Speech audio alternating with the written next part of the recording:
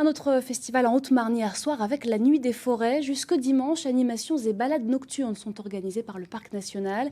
Car la tombée de la nuit peut être un moment privilégié pour observer les animaux. Encore faut-il savoir se faire discret. Charlotte Meunier avec Maxime Meyer. C'est à la tombée de la nuit que l'expérience commence. Oui, bien voilà, bienvenue en forêt domaniale d'Arc-en-Barrois.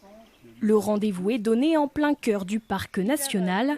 La règle est simple, aucune lumière n'est autorisée pour que les yeux des participants s'adaptent à la pénombre. Le but est de découvrir un peu la faune sauvage qui vit de nuit, comment ils sont adaptés à la nuit et comment nous, on va aussi s'adapter à la nuit durant le temps de la sortie. Quel cycle pour les sangliers?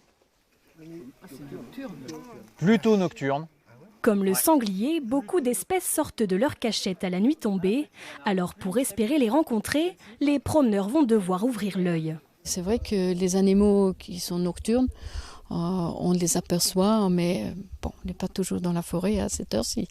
Le fait de faire une marche, enfin d'être attentif à tous nos sens dans une ambiance noire, bon, ça développe, ça stimule les sens. La nuit est désormais presque tombée.